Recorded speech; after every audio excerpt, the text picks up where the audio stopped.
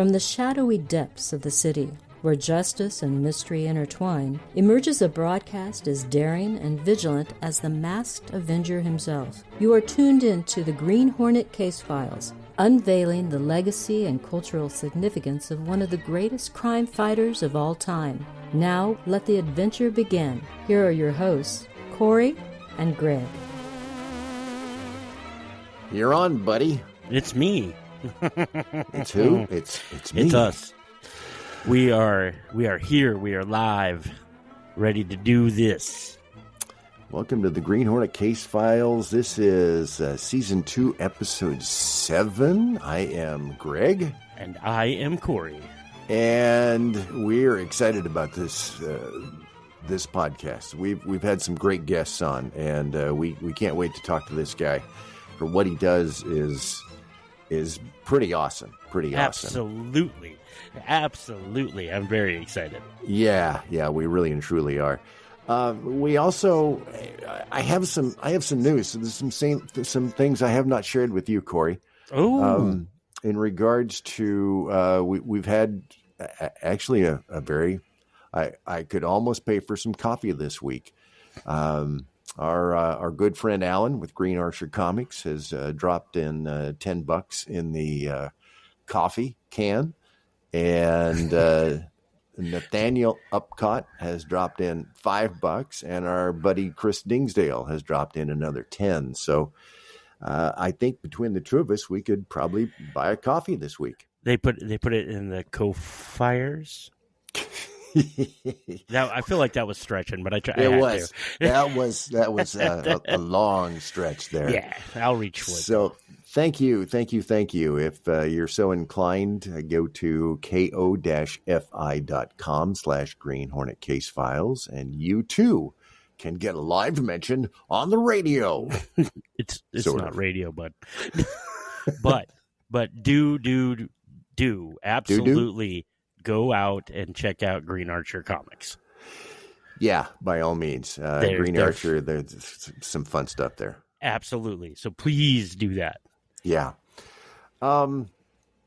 We had some comment in regards to last show. And I got to tell you, last show, I was a little trepidatious, I guess, when you and I started into it, talking about the old records and so forth. And I wasn't so sure that it was going to be, I knew it was going to be a good show, but I just didn't think it'd be, stellar or anything. But man, that sucker has taken on a life of its own. It was a great episode, man. The sampling, get to play some music and check stuff out. It was just fun. And I got to hear a bunch of stuff I'd never heard before, and hopefully that was the case for the audience as well. Most of them did. A lot of them, came back and said, "Oh yeah, I've heard a lot of that stuff." Richard shared a website that he found called Discogs.com. Now I knew of Discogs, but I'd forgotten about it, and it helped because we're going to have to do episode 2 of a follow up. Nice. Yeah, we'll do a follow up. He also found another YouTube video audio, and it's actually one that I knew about and had forgotten about. I forget about a lot of these things today. I forget about a lot of everything, man. Don't worry about it. What was your name again? Al. Alzheimer's. Yeah. Alzheimer's. Todd Stutz wrote us again. Thoroughly enjoyed last episode of the Green Hornet on record. Found the songs you talked about, added them to my like section on YouTube. He says, I remember from another show that we'd played a section of Green Hornet soundtrack album, and he added that album to his watch later, listen to later, and was also discussing the fact that somebody else discussed the fact that we needed to create our own Spotify of all those things. I don't think I legally can, but I can. Well, there you go. I can share a playlist and make it public. Yeah, absolutely. We should do that. We'll have to put all those up in one spot. And the way you started that happen. reading that email, though, you said really thoroughly enjoyed the last episode on record, and I was like, did we press an episode on vinyl? Because that'd be amazing. we could do that. We could. I can't pay for it, but I've got $25, going towards it. Todd was also saying that he thought it was really cool that finding out about the Hanna-Barbera thing. I absolutely cannot put my fingers on a Hanna-Barbera record to do with the Hornet. And I have a Hanna-Barbera book over here. I need to yank off the shelf and have a look and see if it was ever something that was done, but I'll get to that. Yeah. Speaking of Hanna-Barbera. Yes. Animation. I'm not there yet. Okay. I'm not there. Mike's just going to have to sit there for just a second longer. I'm trying, Mike. I'm trying. Two other things really quick. I was cruising through the Green Hornet forum online the other day, and one of our friends on there posted the thing from the Corgi Model Club. You know what corgis are? Yeah. Yeah, they're little short dogs. And I think their model car is collected by the Queen of England. There you go. It's exactly what it is. April 26th, they are supposedly releasing Corgi 268, the Green Hornet Black Beauty. In April of next year? In April of next year. Awesome. So you're gonna pre-order. I've reached out to Corgi Club, and we're gonna see if we can't get somebody on to talk about it a little bit, which I think that would be fun. That'd be awesome. That'd be so much fun. Yeah. And last bit of news I have is I spent last Thursday, a week ago, at a local Kiwanis Club here again. And they'd asked me to come out and do my Hornet presentation. And I got to tell you, there was a group of 25 people there that just ate it up. And questions, and on top of questions. And I had so many people afterwards come up and say, I knew of the Hornet, but I didn't know all of that stuff. So, what we're doing is working. Fantastic. You're doing the Green Lord's work.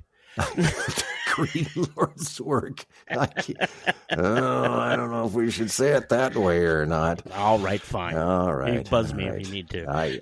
I should. I could. Or we could do this. Oh, it didn't play. Why didn't it play? Oh, well. Ooh, there you go. I like that one better. Yeah, that was better. That's better. New for season 2. Hey, you want to take a minute and introduce our guest? Dude, I want to bring him on right now. Well, let's do it. Joining us, one Mr. Mike Kelly. Mike, thank you so much for joining us. Thank you, man. Thank you for having me. Shoot. Yeah.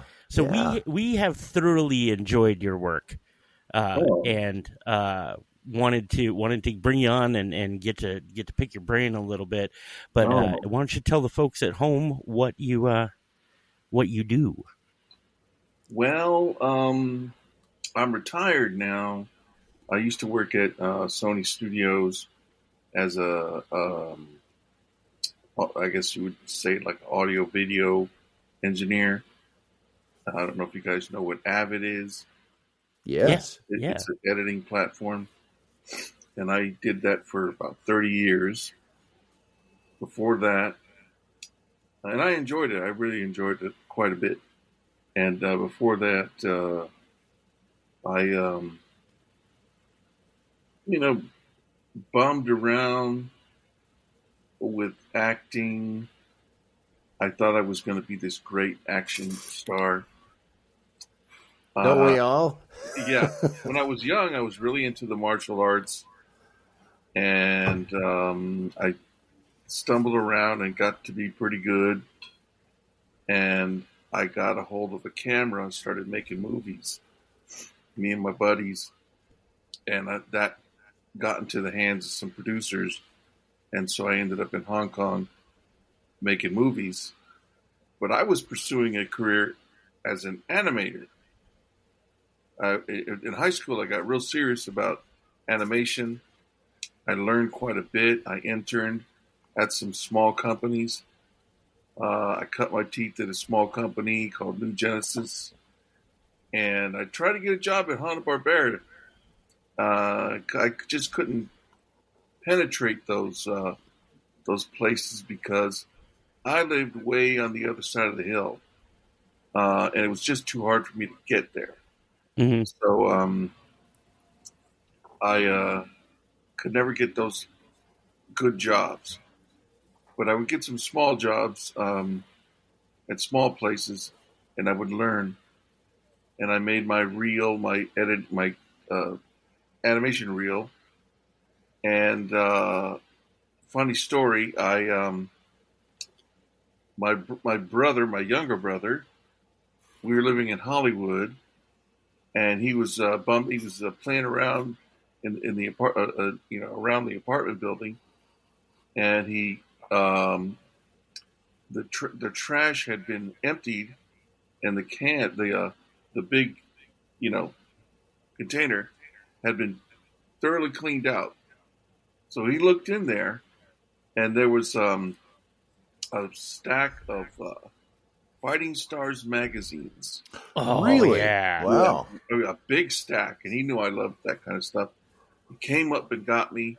I went downstairs, and I was really surprised that the container was so clean.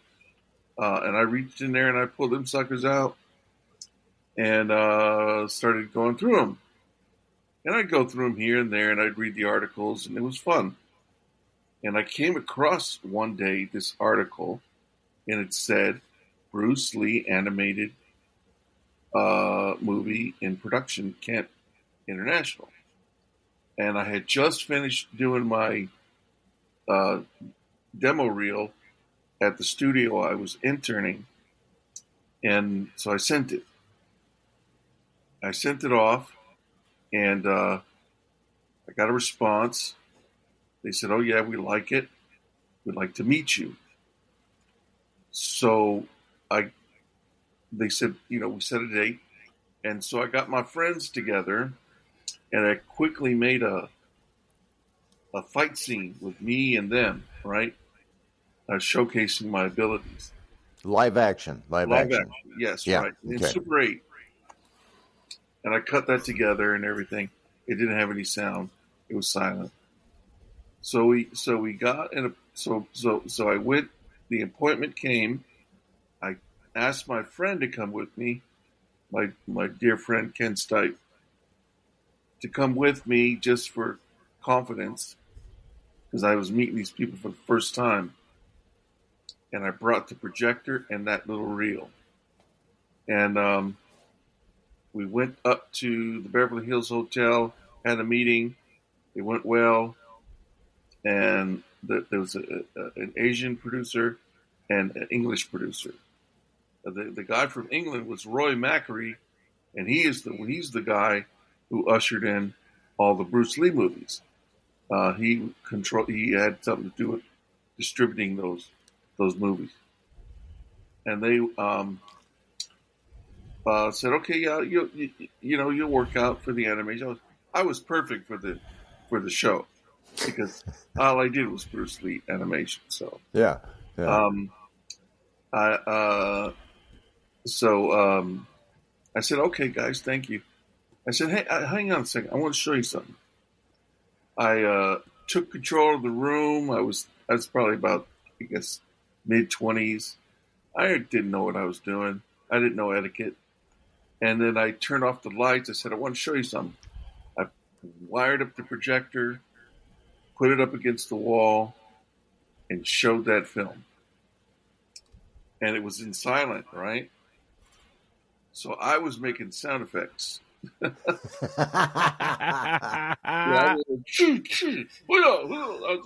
must have thought I was a fool. So I'd So given anything to been in that room, man. That would have been awesome. Yeah, I'd like to have videotape on that. it was they look. I mean, they gave me a pretty strange look. So it was all done, and then Roy said, "Okay, thank you very much. Appreciate you coming." So we're walking down the hall, and my friend was just so embarrassed. He's like, "Mike, what are you doing? You came for a job as an animator. You got the job, and then you veer off and you do this weird thing. They must have thought you were crazy. You know, you probably lost the job." I go, "Well, I know, but, you know, I went with my instincts." And so about a week later, Roy calls me and says, "Mike, it turns out Mr. Lim really liked your moves, and we're making a movie, so he wants you to come out early and be in the movie." And I couldn't wait to tell my friend. I was like, well, That's awesome. We'll see what you say about this, sucker. So I called Ken and I said, "Guess what?" And he says, "What?" I said, "I'm going to be in a movie. I'm going to be in a karate. So what do you think of that?" And so then they sent me out there, and I was a total fish out of water, man. I didn't really I'm a very, low key type person. So I got along with everybody. I didn't cause any trouble. The stunt guys over there could be pretty rough. They have this, they like to haze you, Of course.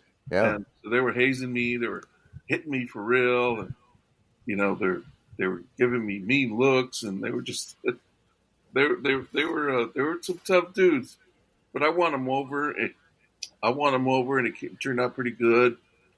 And then when we were done with the movie, I went over to Taiwan to work on the cartoon. And the cartoon was supposed to be directed by Bob Godfrey, and he had some kind of really good pedigree at the time. And at that same time, Ralph Bakshi released Fire and Ice. Oh, really? Yeah. Which I thought was that was so cool.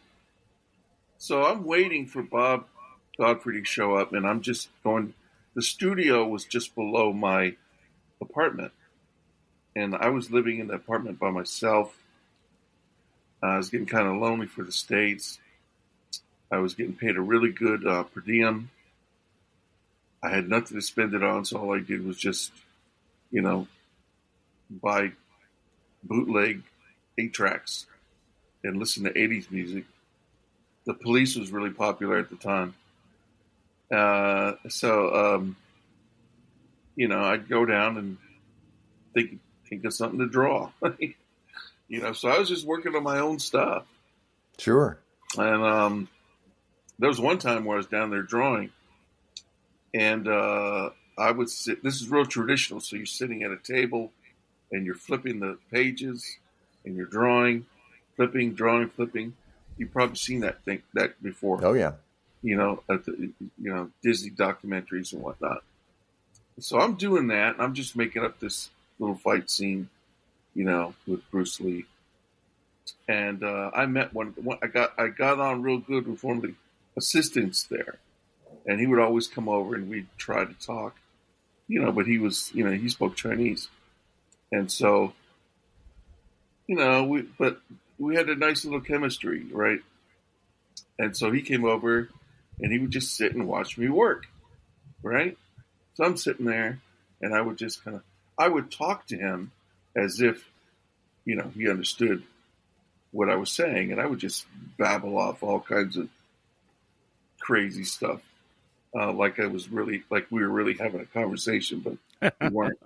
And I would just work and work and work, and the next thing I know, I turned around and the whole studio was watching me do this fight scene, and they were just standing there looking at it like, "Wow, that's pretty cool." And they called the people who ran the studio over to look at it and stuff. And they were like, "Oh, that's different," So that was a fun moment. and the something went wrong with the cartoon. I don't know what. Something on the business end, and it never got made. Which was a shame. Too bad. And that all that animation I did at the studio, I don't know what happened to it. When I came home, I left it there. How many stories? How many stories have we heard over the years about that kind of thing? And you put your heart and soul into something, and for whatever reason, doesn't. Yeah, and it's gone. And I really feel for you for that. Yeah, I mean, I went on and I did some other movies with that same company, live action. I tried to get them to revive. To this day, I tried to get them to revive the animated version, the animated movie. But no, I've become very close friends with Roy since then, and he hates animation.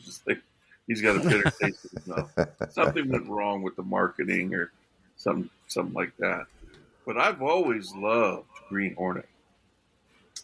And so Why? Well, mainly because of Bruce Lee. But Van Williams, too, brought something that I've always liked. He just had this swagger about him, And plus, he also did some fighting. Batman and Robin, that 60s version, I used to love that show. Man, I could not get enough of it. And I knew that when I watched that show, I was going to get at least 2 fight scenes, from every episode. And I think that they went wrong with the approach that they took with that show. As I got older, I started understanding satire. Because when I was watching Batman, when I was a kid, it was serious to me. Oh, of course, yeah. Yeah. I was believing everything they were doing. I didn't understand satire or any of that. And it wasn't funny. Like, I didn't laugh at I didn't get any of the jokes. No, this was legitimate. I feel the same way when I was a kid. So when you're a kid, you're seeing it completely different, And so there was something about the Green Hornet 60s version that played flat.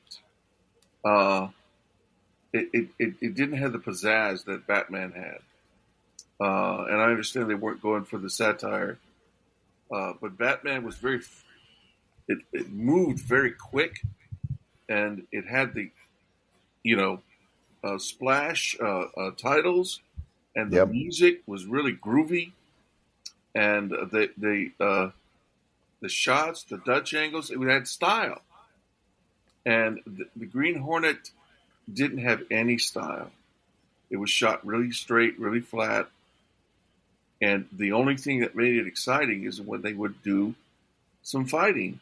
Or fight when scenes, he would pull out his gas gun and use his weapons.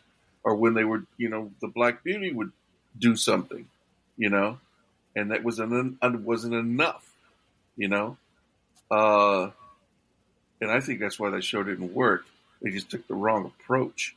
And from what I understand, when I read a little bit about it recently, is that Dozier wanted a harder version, a darker version, and the owners didn't. Some kind of conflict between the two, and Dozier decided to respect their wishes, which I think he shouldn't have. I think he should have went with his instincts, because his instincts were good. And so now, I say to myself, I will never see a Dozier version of that. I wonder what that would have been like, It's a good question. Well, you got a little bit of it in the crossover episode, but I mean just a little bit of it. And that was the best episode. The crossover, you really got to see some good stuff, So that always stuck with me. And I would always be drawing, Green Hornet and Kato doing their little action sequences and stuff. That was always part of my repertoire. And then I put together a reel, and I went to Hanna-Barbera one day, because I met some people that knew them. This was in the 90s, and I pitched the Green Hornet cartoon, you know? Green Hornet is perfect for a cartoon. Absolutely. Yeah. Especially at the time, because this Batman version came out that was really popular at that time. And they were doing a lot of different things with the artistry of it all. They had some, solid music composing, good sound effects. It was very artistic, and it had a kind of a grounded, sort of realistic feel to it. That was Batman the Animated Series, that first, right? That first real action animated movie, series. And I thought, Green Hornet fits right into that, And I just felt like I was a man on an island somewhere screaming, Green Hornet cartoon, God damn it, will you fucking listen to me? And I pitched it just to the wrong guy, He's like, I showed him some fantastic fight scenes that you were just never going to see on TV, especially at that time, I really put a lot into it. And he just looked at it and said, can you do a kid's version? Oh, no. Yeah. And, I was so desperate to do it. I said, yeah, I could do a kid's version. Let's talk. But basically, he was just like, I don't want to do it, And so then, as I was working at Sony, Seth, what's his name? Seth Rogen? Rogen. Seth Rogen decided to make the Green Hornet. And I was hearing some rumblings about that. And so I put together another reel, and I got a hold of the office in which the producers were, making the movie, right? And I met someone there at the studio. I was working at the studio at the time. And I said, hey, listen, I want to do a Green Hornet and Kato animated series. Can you help me? And he tried to help. He tried to get it to the right people. I don't think they even looked at it. And I got an email back saying, we're not interested in a Green Hornet animated series at this time. Right? I don't even think they looked at what I sent. You never know. It's possible. I mean, I have no idea. So that happened. And then I just thought to myself, shit, I could just do it myself with all the tools that I have these days. And maybe somebody will jump on board and help me finish it, Because Is that where all this came from? Yeah. So I sat down and I thought, I've always germinated the Green Hornet over and over and over again in what I thought it could be. It's a series. And I've always only saw it as an animated series. Although it could be a live action. I just don't do that. That's not in my wheelhouse. Right. Well, going back to the beginning of our show, I've been banging the drum of a Green Hornet animated series the entire time. That's really what I want more than anything. So when we saw the clip on YouTube of yours, I was like, this is my dream. This is exactly what I want. It fits it. It's a no-brainer, It is. The audience base is there. People love it. I think my version is the right version. And I'm going to tell you why. And you guys let me know what you think. All right. Lay it on us. Years and years and years and years of just mulling it over. I've never believed in, what's that guy's name? Oh, shoot, it escapes me. He did all that television.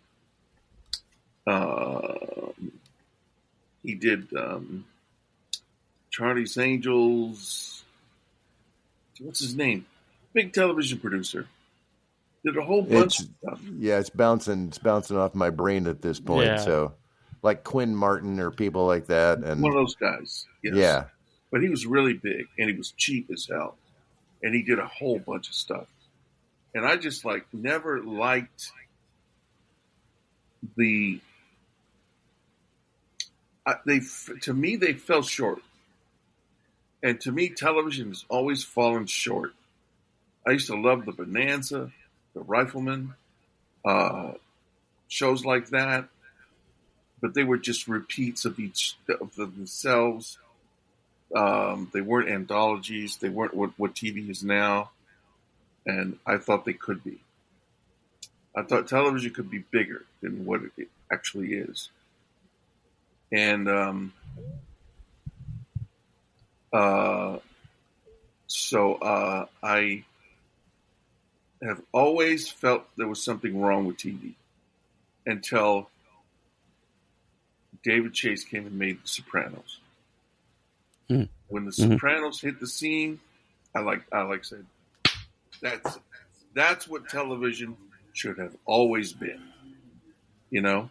Yep. And Rod Sterling was, when I learned more about him, he was the same way. He's like, this is what television should be. Television, first of all, the format should be 16 by 9 right off the top. It should have never been 4 by 3. I don't know why it was. And it should have always had, I met a lot of guys from television sound, right?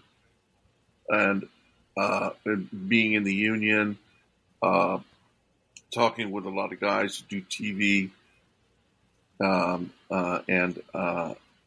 their schedule, TV sound schedules are different than movie sound schedules, which is why they sound so flat. mm-hmm. And David Chase came and changed all that. He used source music.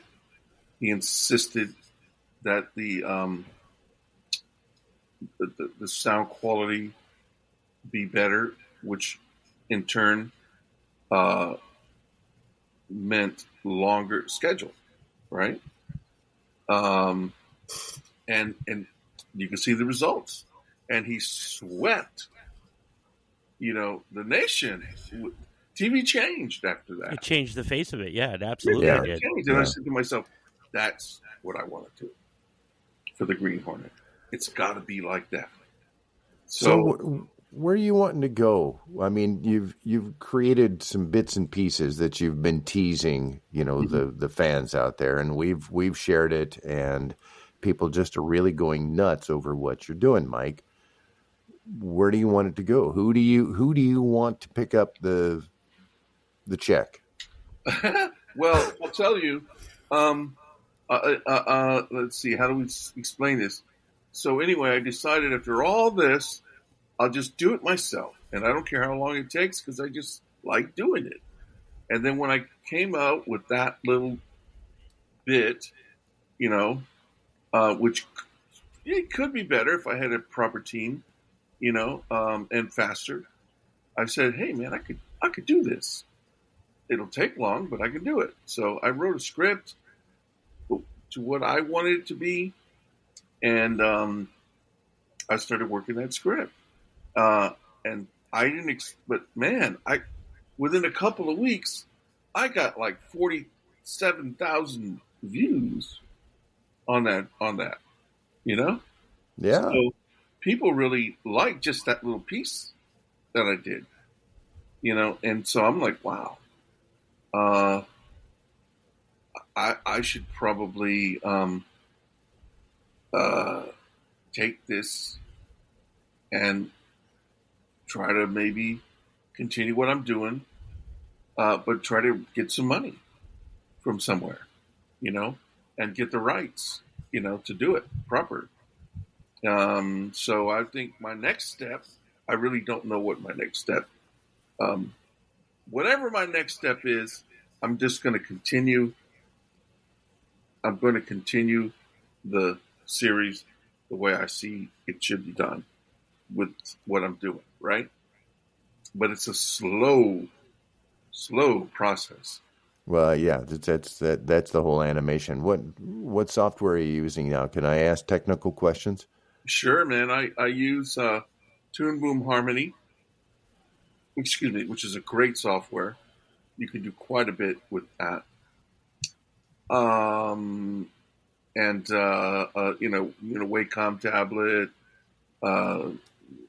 2 monitors, M2 computer, which is that small form factor Mac. Yeah. I bounce between Toon Boom and this program called Clip Studio. Yeah. Which is really good for comic books, but it's also really good for backgrounds. I tried to learn Blender because Blender's really good for backgrounds if you want to have nice moving shots. Mm-hmm. But it's just too complicated, you know. It's I've tried to use it for some 3D sculpting a few years ago, and learning curve is just way too much for me. It's way too much, man. Yeah. I mean, if you can get it down, there's quite a bit of animation series on Netflix that use Blender for background. Right. And they do phenomenal jobs. And every time I see these shows come out, like I saw this one called Blue-Eyed Samurai. Oh my goodness, that show is incredible. And I just look at it and go, that's what I should be doing. Yes. Yeah.